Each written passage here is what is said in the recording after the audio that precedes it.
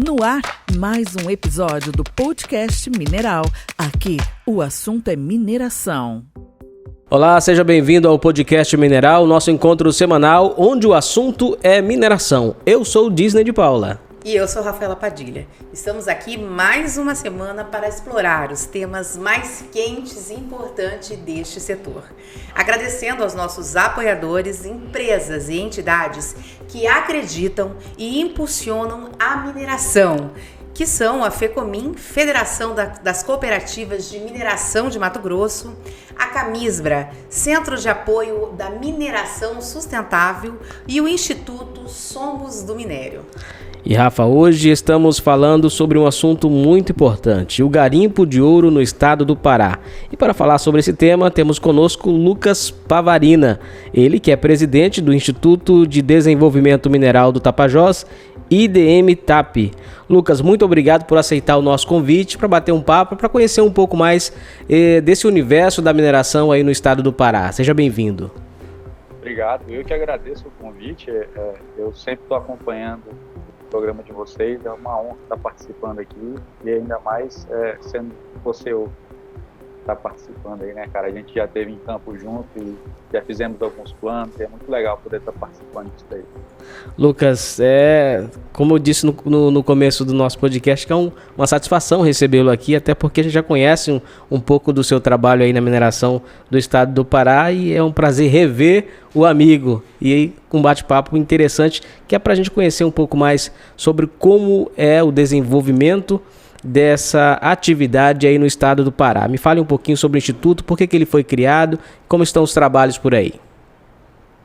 Então, Disney, o Instituto ele foi criado através de uma necessidade que nós enxergamos para a região, que era a falta de comunicação, uma falta de um elo mais forte entre os mineradores, os garimpeiros e os entes federativos, né?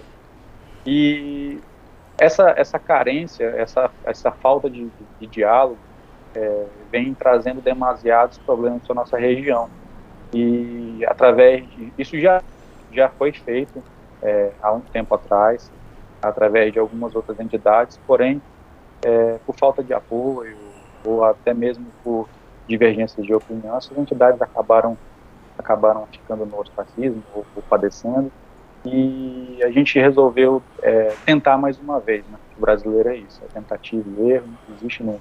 E nós juntamos um grupo de entusiastas aí, de amigos que já faziam isso pela mineração aqui, pelo garimpo da região, mas de forma individual, de forma cada um na sua área, e nós decidimos juntar, formamos uma associação privada, sem fins lucrativos, voltada para o desenvolvimento sustentável da região.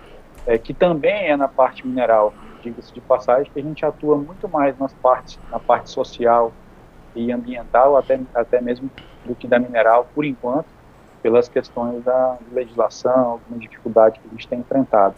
E aí, através disso, nós fundamos o Instituto há pouco mais de um ano, e a gente vem desenvolvendo aí um pouco mais da atividade. O momento que nós estamos agora é um momento meio complicado aqui na região. E a gente tem buscado ser, pelo menos, esse interlocutor, a qual nós dispusemos a ser lá atrás, né? Às vezes dá certo, às vezes não dá, mas é assim mesmo. E a gente está agora nesse momento delicado, que a região vem passando, e o Instituto, mais uma vez, vem se colocando à disposição, não só da parte afetada, que são os garimpeiros, quanto da parte institucional, do ICMBio, IBAMA, Polícia Federal, Prefeitura, Governo do Estado. A gente vem buscando fazer esse elo de ligação entre eles. Lucas, eu gostaria que você fizesse um panorama de como está a atividade hoje no estado do Pará, com essas operações. A gente tem observado aí algumas ações do IBAMA, da Polícia Federal, e tem dado uma repercussão muito grande na mídia nacional e internacional. E agora, recentemente, tivemos uma operação do IBAMA em conjunto com a Polícia Federal, em que um garimpeiro acabou sendo morto em uma dessas operações. Como é que está esse cenário para vocês aí? Bom, eu poderia ser bem bem objetivo nessa resposta e dizer assim, não está. Mas aí, como a gente precisa debater, dialogar um pouco mais, tentar esclarecer um pouco, o garimpo aqui na região, ele, da forma que existiu, ele não vai existir mais.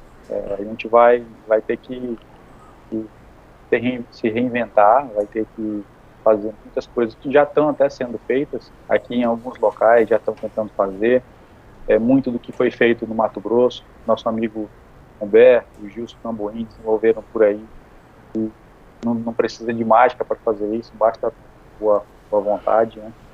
E aqui na região está o seguinte, né? Durante algum tempo, ano passado, fevereiro do ano passado, as operações deram uma intensificada por conta daquele problema que teve com o rio Tapajós lá no Alté do Chão, e deram uma intensificada. E naquela época surgiu mais forte esse debate entre a questão das licenças ambientais do município, do ICMBio não aceitar. O município ele dá a ciência para o ICMBio toda vez que emite uma licença aqui na região até 500 hectares, e o ICMBio entende que ele deveria pedir anuência. E iniciou-se um debate, porque isso aí foi pré-estabelecido através de uma resolução do COEMA, né, que é o Conselho Estadual de Meio Ambiente, onde os municípios teriam essa autonomia de dar esse licenciamento. Porém, ficou esse ponto de interrogação lá do ano passado. De lá para cá, nenhuma área onde tem licença, algum tipo de licença, vinha sendo alvo de autuação. Até então, apesar do ICMBio não reconhecer as licenças, ele tolerava meio que isso, porque entende a dificuldade de refazer essas licenças, de cancelar, como o Ministério Público sugeriu. Então, eles decidiram tolerá-las até achar uma solução. Porém, agora no mês de agosto, ninguém sabe ainda o real motivo. A gente tem um porquê que foi, mas ninguém sabe o motivo oficial. Eles não respeitam mais as licenças. E aí áreas licenciadas com licença estadual, inclusive, e com licença municipal, foram alvos de fiscalização e destruição, de utilização de equipamentos, e ficou um clima bem tenso. O que aconteceu com o seu José Garcia, infelizmente, vinha sendo anunciado. Inclusive, Disney, 2 dias antes de acontecer o que aconteceu com o seu José Garcia, nós fizemos uma reunião entre o Instituto e uma série de outras entidades aqui, onde nós fizemos um ofício para encaminhar para os órgãos, CMBio, IBAMA, Polícia Federal, Polícia Rodoviária Federal e Força Nacional, questionando alguns motivos deles, justamente prevendo que isso poderia acontecer. Inclusive, na reunião que nós tivemos um dia antes de acontecer esse fato triste com o seu José Garcia, a gente comentou que isso poderia vir a acontecer. E aí é inevitável, porque é difícil, só quem já sentiu isso na pele sabe a dificuldade que você estar na sua área de trabalho, ainda mais o seu José Garcia, que estava ali na região do Cantagalo há mais de 40 anos, se não estava engano, mais de 40 anos. E lá onde ele estava não era área indígena, ele estava numa área, era na APA, né? E aí vem esse problema, que é sobre o entendimento das licenças, de quem se respeita ou não, quem aceita ou não. E acho que a maneira como eles foram lá, enfim, foi uma coisa inevitável. E o mais triste é saber que isso não é o fim, né? Porque nós estamos falando com gente que está perdendo tudo, e certo ou errado, e no caso dele, eu não estou questionando documentação, licença, nem nada, apesar de saber que ele estava numa área onde tinha requerimento. Conheço a área lá, eu fui em loco nessa área, tinha requerimento de cooperativa do meu lado, em cima de onde ele estava, enfim. Para resumir aqui, a nossa real situação estamos em um cenário de guerra, onde as autoridades elas desenvolvem a ação de guerra, a mão forte do Estado tem vindo, e eu vou reiterar aqui que ninguém é contra as fiscalizações, né, operações, desde que elas sejam focadas onde tem que acontecer, onde não existe possibilidade de trabalhar, só que a mão forte do Estado não pode ser acompanhada de alternativas econômicas, de questões socioambientais, socioeducativas. Lucas, e aí fica esse questionamento. Só para a gente entender aqui, e qual que é a posição do Estado? Porque assim, aqui em Mato Grosso, a emissão de licenças é feita por meio do Estado, da SEMA, Secretaria de Estado de Meio Ambiente. E existe até essa possibilidade, aí eles falam de um projeto de lei para que isso seja municipalizado. E aí já é uma lei, os municípios têm essa competência. Se o governo federal não aceita, o governo não se posiciona quanto a isso? E outra pergunta, com relação à Assembleia Legislativa, houve essa morte, um conflito, porque assim, aqui em Mato Grosso, quando há queima de equipamentos, os deputados vão para cima, questionam o governo federal. A Assembleia Legislativa do Pará não tem questionado essas autuações, a forma como isso tem acontecido? Nossa região é um pouquinho mais complicada que a região do Mato Grosso. O povo aqui é muito sensível. A gente, quando vai dar opinião, já costuma pedir desculpa antes mesmo de emitir a opinião, para não ofender. O que acontece é o seguinte, existe o poema permitiu isso, não foi uma coisa que... E o Ministério Público Federal, ele entende que como o impacto do garimpo não é local, o impacto regional, então as licenças têm que ser estaduais. Porém, isso precisa ser decidido primeiramente pelo poema. E aí, eu acho que foi em março, nós estivemos lá em Belém, numa reunião do COEMA, debatendo sobre isso, e o COEMA montou uma oficina temática, né, para poder trabalhar em cima desse tema, da manutenção das licenças. E até então não foi resolvido. Se até então não foi resolvido, deveria valer a lei que aí está. Aí que está. O município até agora não tinha se pronunciado, nem o Estado, nem ninguém, porque não tinham autuado, não tinham queimado nenhuma área onde tinha licença. Então, até então, não tinha porquê. Como é que você vai, em cima deles, cobrar algo se, de fato, as áreas que estão sendo afetadas as que não têm licença? E, como dessa última leva agora, e vem acontecendo constantemente, a operações em áreas com licenciamento ambiental, municipal e estadual, agora sim, a gente foi questionado, foi registrado o boletim de ocorrência na Polícia Federal e a gente emitiu um ofício perguntando para os órgãos o que está levando eles, o que está motivando eles a fazer essas operações, para que daí a gente tenha alguma informação oficial, que até agora a gente não tem nada oficial, a não ser os dados que eles publicam, que é o de destruição, o balanço que eles fazem, né, para que os entes públicos aí possam tomar as medidas que tem que fazer, né. Aqui o pessoal até reclama, fala, grita, mas a desorganização é constante. Porque geralmente quando o Ministério Público se manifesta, a primeira ação do COEMA, que no caso é o Conselho Estadual do Meio Ambiente do Pará, né, ou do Estado do Pará, que representa o Estado do Pará, é firmar um TAC, né, fazer um termo de ajustamento de conduta para evitar que situações como essa aconteçam. Quer dizer, o Estado vai se manifestar depois de uma tragédia anunciada? Exatamente. E aí o que acontece é um pouco mais grave que isso, porque ela é uma tragédia anunciada há muito tempo. Há muito tempo mesmo. É uma linha do tempo que, se a gente for puxar ela, não dá para falar em um programa só. Não tem como culpar aqui somente ICMBio, ou somente IBAMA, ou Polícia Federal, ou somente o garimpeiro. Não tem, é uma culpa conjunta, é um descaso total, uma falta de interesse total de todas as partes envolvidas, e uma hora a conta chega. E aí, quando você trata com o ser humano, e o cara que está ali numa dificuldade danada, que ele está vendo, ele não estava sozinho lá. O seu José Garcia tinha 2 filhos trabalhando com ele, os filhos se esconderam dentro do mato, quando voltaram para procurar o pai já estava morto. Então, complicado, né?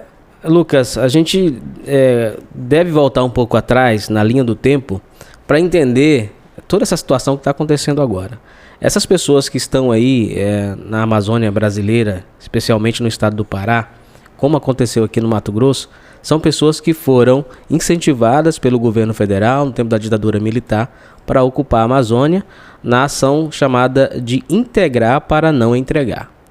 Daí, essas pessoas foram jogadas em determinadas regiões do Pará.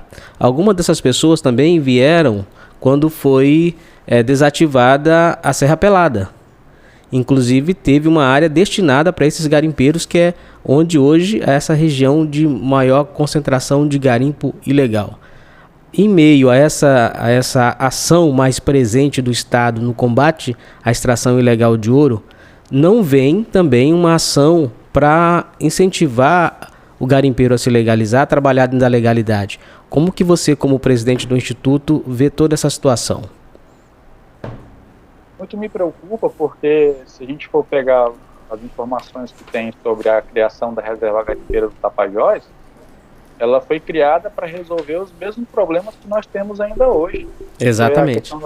Então ela foi criada para resolver os problemas que ainda hoje continuam, não foram resolvidos, e foram criadas outras unidades de conservação sobre ela.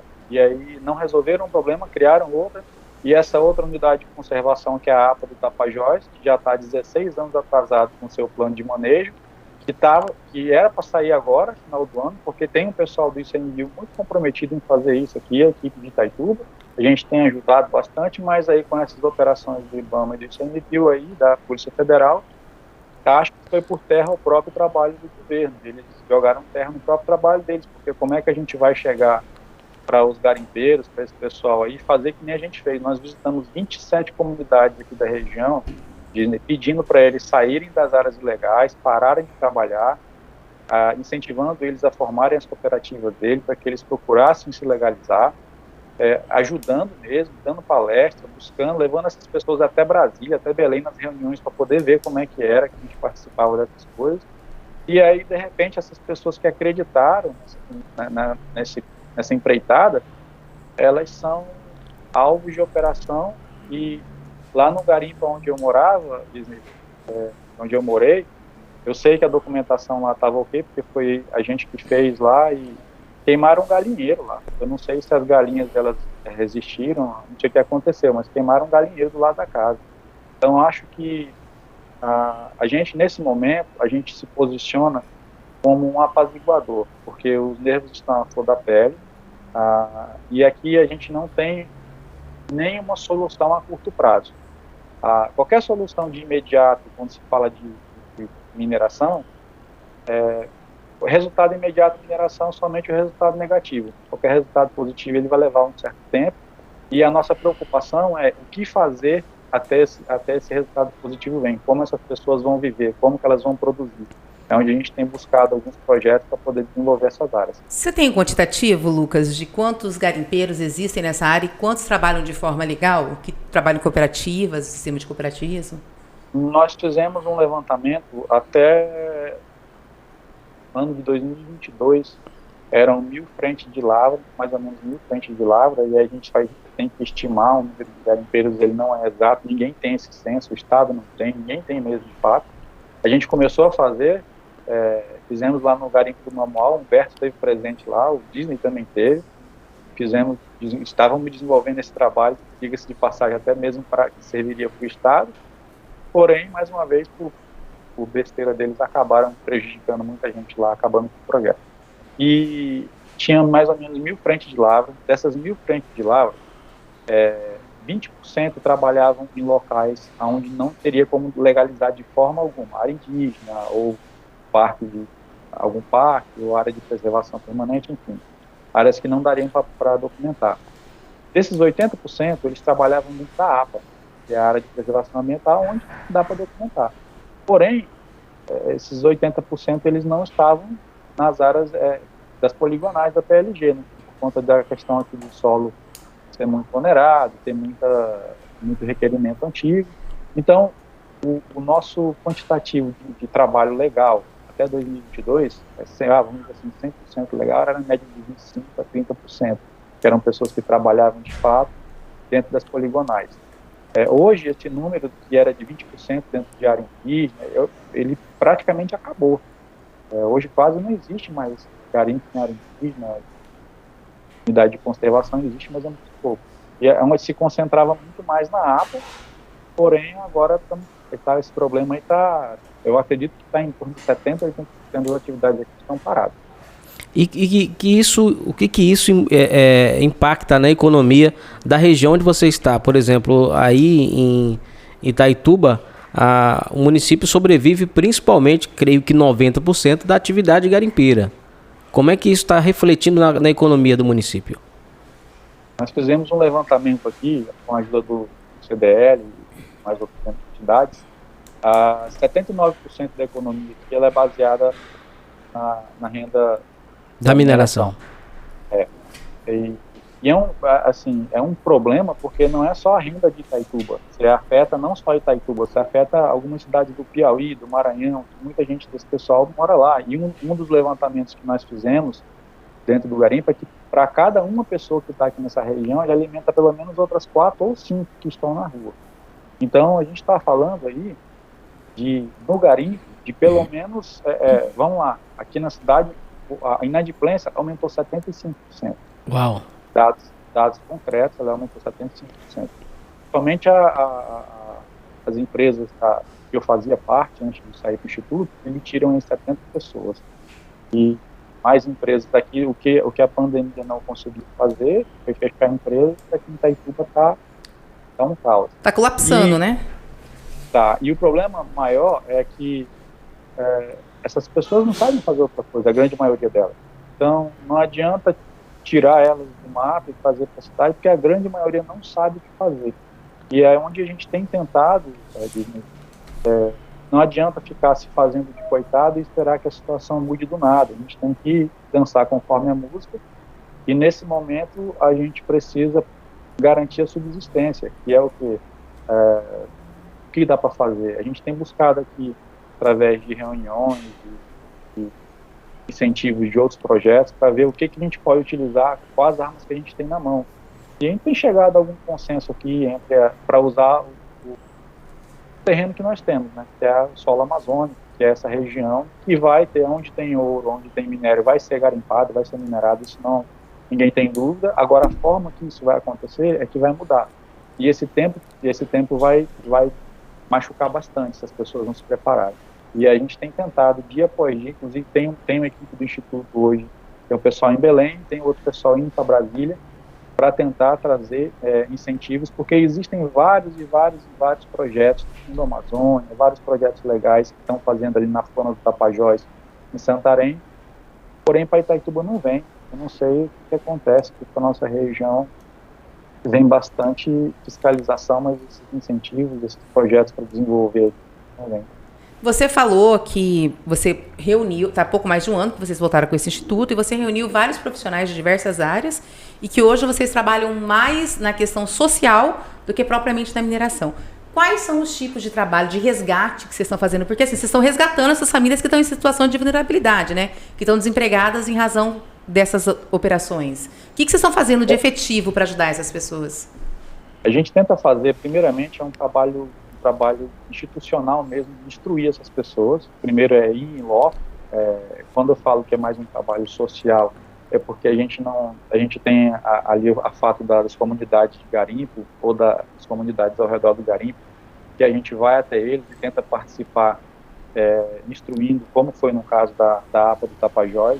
As pessoas eles não têm tanta instrução para participar de um plano de manejo, e muitas vezes um plano de manejo mal feito pode fadar ao fracasso daquela região. A gente tem desenvolvido projetos com as escolas em Itaituba. Tem uma escola que participou de uma Olimpíada de florestamento de ecossistemas agora há pouco tempo, ficou em segundo lugar no estado do Brasil, ficou em segundo lugar, e a gente incentivou elas a plantar pomar aqui na rua para trazer as crianças para esse tema, né?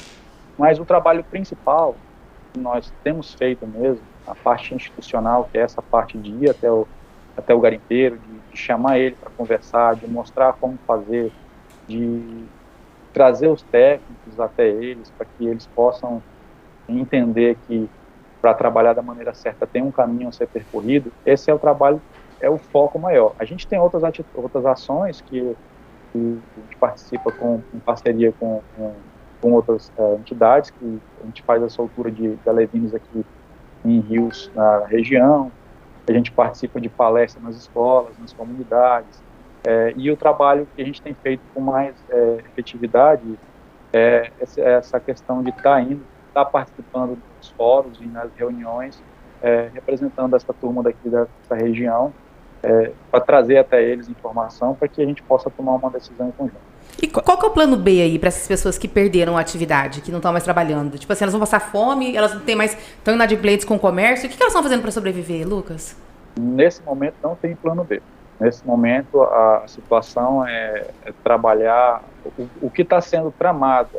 Nesse momento aqui, que foi ouvido de bastidores, estão pedindo um tempo para um cessar-fogo, acho que essa é a palavra certa, para tirar esse povo de dentro do mato. Eu não sei onde vão colocar, não sei como vão trabalhar com eles,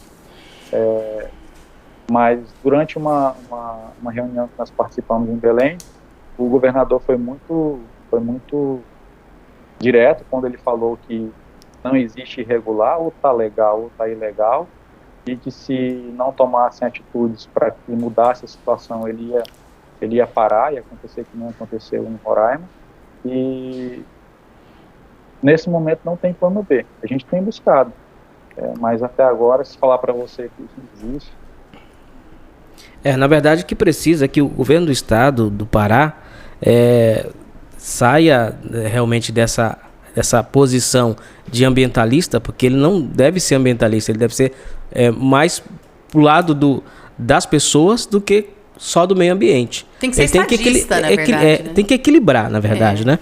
Porque o que está acontecendo aí no Pará, Lucas, de certa forma aconteceu também aqui no estado de Mato Grosso na década de 90, né? O garimpo foi totalmente paralisado para que se buscasse uma solução. O governo do estado, através da Metamage, através da própria SEMA, incentivou os garimpeiros que estavam na ilegalidade e trabalhando irregularmente, que se organizasse através de cooperativas, e hoje a gente é exemplo para o Brasil. Creio que essa seria uma solução aí para o estado do Pará. Como a Rafaela falou, o governo tem que ter uma posição de estadista, cuidar das pessoas também. Afinal de contas, aí no estado do Pará é a região do Brasil que tem garimpeiros. Se acabar com o garimpo, para onde vão essas pessoas? Para a cidade, mendigar, roubar, matar? Então, a gente tem que observar esse lado também. O governo, além da ação de repressão, tem que buscar uma solução de como que essas pessoas vão sobreviver indo para a cidade, para as grandes cidades. E o legislativo estadual, a bancada federal também precisa se mobilizar, né? Não dá para ver as pessoas... assim, na verdade, eles ficam muito pressionadas pela opinião pública. Na verdade, né? Assim, eu posso falar porque eu estou mais distante. A câmera o Lucas... O assunto foi tão pesado que a câmera era boa. Eu posso falar que eu estou mais distante, vendo de longe, a gente tem uma perspectiva um pouco mais diferente, né? Você não age tanto não age tanto com o coração. Então essas pessoas, os políticos aí do Pará, eles precisam parar de se acovardar diante das ONGs e realmente tomar soluções que vão de encontro à solução de um problema do seu povo, que é o caso da mineração irregular que tem no estado do Pará. Essa é a realidade. Diante das ONGs e da opinião pública, né? Assim, porque quem está nas grandes cidades, no Rio, em São Paulo, e que veem essa situação do garimpo no Pará, ficam absortos. Nossa, olha como está lá. Eles não pensam na população que está ali. O que esse povo vai fazer se parar de minerar? O que essas famílias vão fazer? Porque são famílias, gente, pelo amor de Deus. Que estão aí há muitos anos. Aqui a situação ela se torna um pouco mais complexa, porque não é só o garimpo. Aqui, eu nem diria que a questão da cooperativa, Disney, eu acho que é o caminho correto. Não tem outra alternativa. Porque o garimpeiro sozinho ele não vai conseguir tocar um garimpo, buscar legalidade, documentação, porque isso demanda também profissionais, geólogo, conhecimento, né? Eles uma gama são muito humildes. De profissionais. Eu acho que a questão essa questão aí, ela já até está mais familiarizada. O maior problema eu vou fazer uma autocrítica aqui, sou da região, fui garimpeiro, comprador de ouro, então eu vou fazer uma autocrítica. Nós temos quase 50 cooperativas aqui na região E não dá para encher uma mão com 5 dedos para contar as que fazem um trabalho de verdade. Então, nós temos aqui, em média, 80 compras de ouro e tem 4 legalizadas. Eu acho que o trabalho, ele não é só lá no mato, nem é só aqui na cidade, é um trabalho em conjunto. E enquanto for ficar esse jogo de jogar um balde para apagar um incêndio, não vai funcionar. Tem que ser um trabalho em conjunto, com todas as entidades responsáveis participando. E uma questão muito importante, muito se resolve sobre leis, sobre o modo operante de como vai ficar, e esquecem de colocar as pessoas que fazem isso de fato, né? Eles criam uma maneira de trabalhar, agora vai ter que fazer uma nota fiscal eletrônica lá dentro do garimpo, vai ter o DNA do ouro, vai ter isso, vai ter aquilo, e os garimpeiros não participam em nada, a classe afetada fica de fora de tudo. Então, acho que tem muita coisa além somente da questão das operações. E até o próprio garimpeiro precisa ser mais atento a isso, né? Se organizando em cooperativa, eles vão ter uma equipe que vão buscar esse conhecimento e ajudar também nessa questão de legalização, porque só o garimpeiro realmente ele não vai conseguir, porque o garimpeiro ele tá ali no meio do mato, se preocupa em acordar cedo, trabalhar e fica nessa rotina, né? Mas através de cooperativa ele vai ter essa força de poder conhecer a legislação e buscar realmente os seus direitos. A gente está falando de uma mão de obra bruta, né? Com pouco conhecimento técnico, com nenhum estudo, que tem dificuldade de acessar, de ir até uma SEMA, CONEMA, para poder retirar licenças. Ele precisa ser representado, né? Claro. Mas também, a gente volta a falar, os poderes têm que se manifestar. A Assembleia Legislativa, os deputados do Pará precisam se mobilizar, pelo amor de Deus. Ontem e hoje, salvo engano, o deputado Esther está em Brasília, teve uma primeira reunião com o ICMBio, acho que ele vai ter reunião com o presidente do IBAMA, o pessoal do ICMBio, ele esteve lá. Eu não sei o resultado dessas reuniões, de que se tratou, mas, como eu falei, é uma bandeira muito ingrata na nossa região. Geralmente quem levanta ela pega pedrada.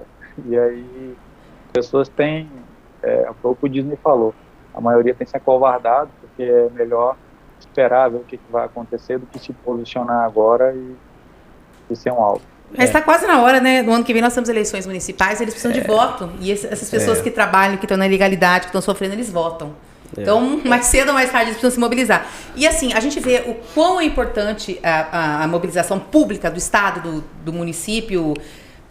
Aconteceu em Minas, tá certo, é outro bioma, as situações são diferentes, mas assim, mineração, ela traz alguns riscos. E Minas é a potência que é hoje graças à mineração. Tem uma bancada organizada, o Estado que se preocupa em dar suporte para a mineração. O próprio Pará é uma potência que é por causa da mineração.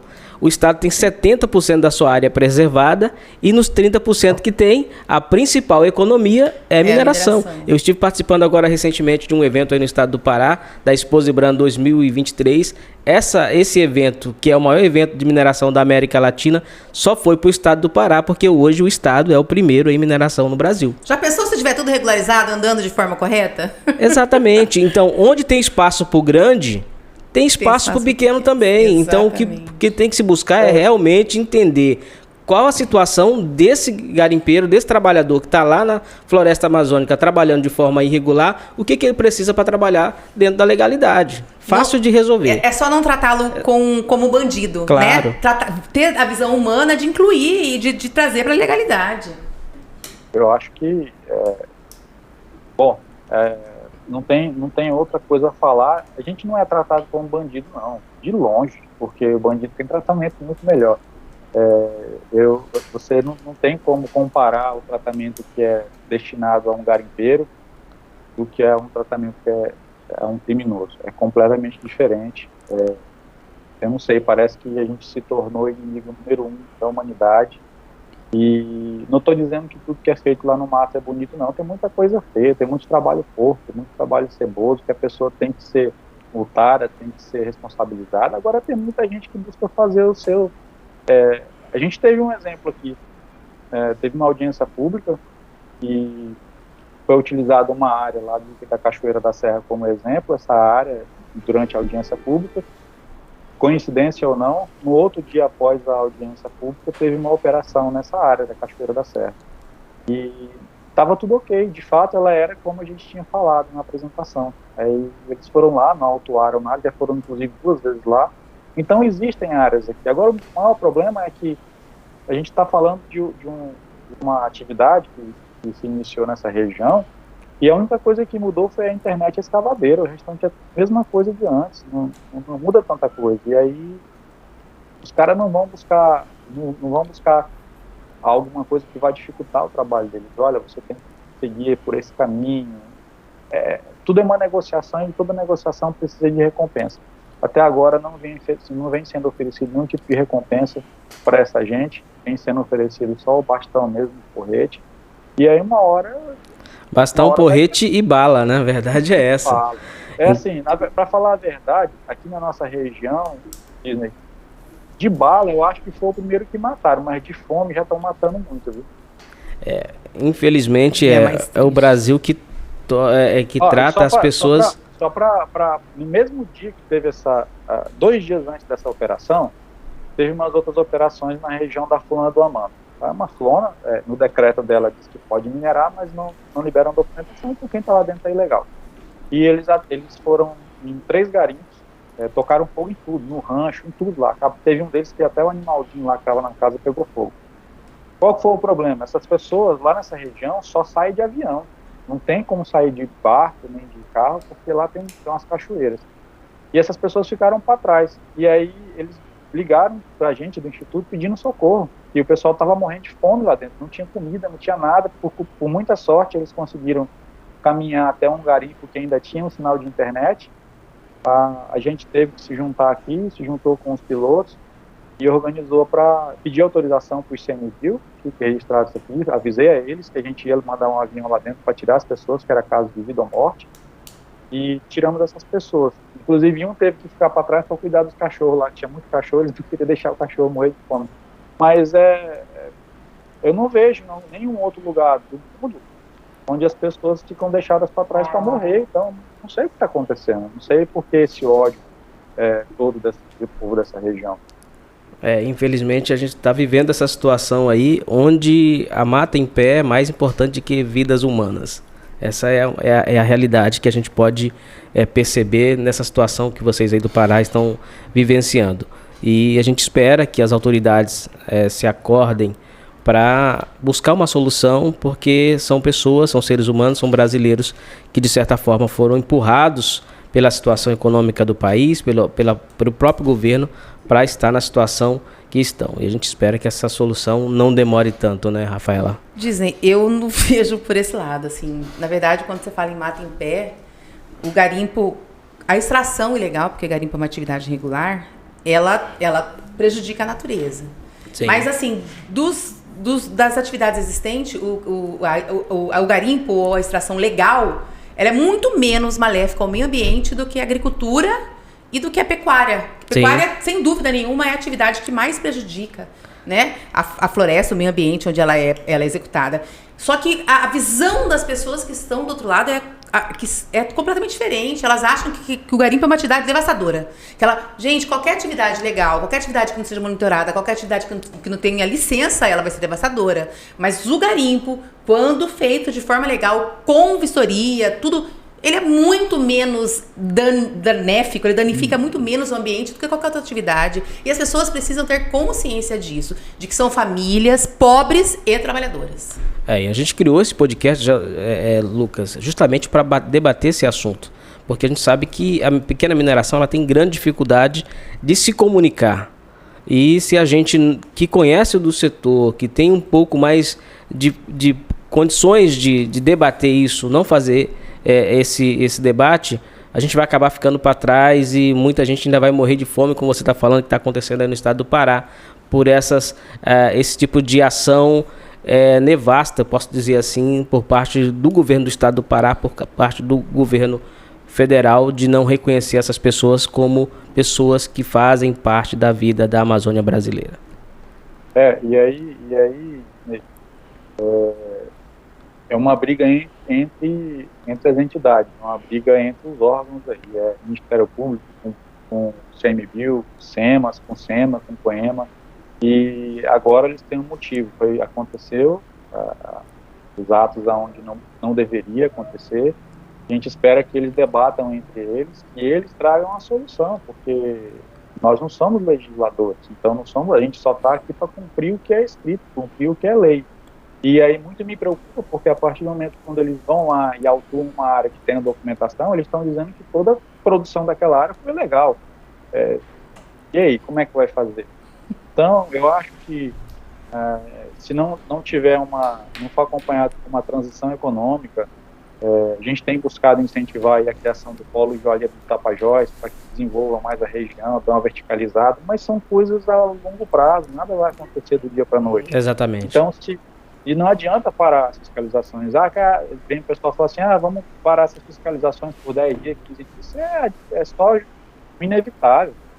Eles não vão sossegar, eles vão continuar, porque para essas pessoas, eu não estou julgando quem vem fazer as operações, porque muitas vezes, de 2 operações que eu estive presente, dizem, o chefe dela era engenheiro de pesca. O cara vem para o Rio de Janeiro, ele é um engenheiro de pesca. Ele é um engenheiro de pesca, ele chega lá, ele vê aquela grota lá trabalhada, para ele é o fim do mundo, cara. Para ele vê solução, para ele é o futuro. Então tem que você julgar essas pessoas, e a ordem para eles é bem clara. Então eu defendo, como eu falei, eu tenho esse papel de tentar fazer esse apaziguamento, porque o confronto ele só foi demonstrado em mais uma vez, infelizmente, o que se suspeita é que o seu José tenha disparado para cima, ou foi alvejado, e a gente tenta, essa briga, ela tem que ser travada nos escritórios, ela tem que ser travada nos parlamentos. Ela não é briga nossa, não. A gente tem que cobrar, a gente tem que exigir, porque eles precisam apresentar uma solução. Se, pelo menos assim, quando a gente está educado, ou quando nós estamos educando um filho, você fala, olha, não vai por esse caminho, que esse caminho é errado. Se você sabe o caminho errado, você sabe qual que é o correto. Você tem que orientar, e o papel do Estado é esse, é trazer ordem para onde há desordem. Lucas, muito obrigado pela sua participação aqui no nosso podcast. O espaço está aberto para que você participe outras vezes, para a gente possa debater esse assunto e, quem sabe, no futuro trazer boas notícias para quem trabalha na mineração de forma legal aí no estado do Pará. A gente aqui também é contra a ilegalidade, é contra o desmatamento da Amazônia, mas principalmente a gente debate e busca soluções para que pessoas sejam beneficiadas no final de tudo. Porque o que mais importa para mim, além de floresta em pé, é pessoas de pé, com saúde e condições de tratar seus familiares. Isso é que é importante. E o Brasil precisa entender isso. Os nossos governantes precisam entender isso. Rafa. É isso, eu só queria corrigir o neologismo aqui, que eu falei que a atividade era muito mais benéfica, você fica empolgada, né? Muito menos danosa. Danosa. Mas é isso, eu fico triste em saber, né? A gente conhece a realidade, em ouvir isso de alguém que vivencia isso no dia a dia, de saber que existem trabalhadores e famílias passando fome por conta dessas ações e por conta da inércia dos nossos representantes políticos, né? Assim, a bancada do Pará precisa se mobilizar, mas a bancada do Brasil, de todos os estados que tem mineração, também precisa se unir e precisa ter mais força, sabe? Para criar políticas efetivas. A verdade é que a mineração no país não tem políticas efetivas, prova é que a ANM está do jeito que está, né?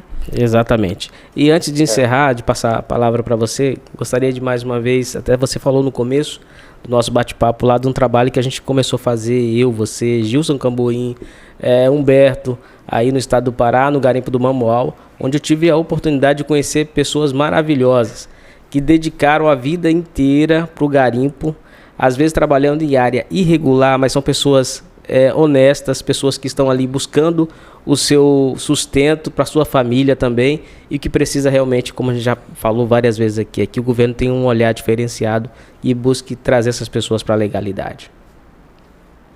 Inclusive a moça, a senhorinha que foi vítima lá, que foi alvo da operação lá, ela tinha uma plaquinha fazendo repassagem, e ela estava legalizada. Mas assim, eu acho que eu concordo com tudo que vocês falaram.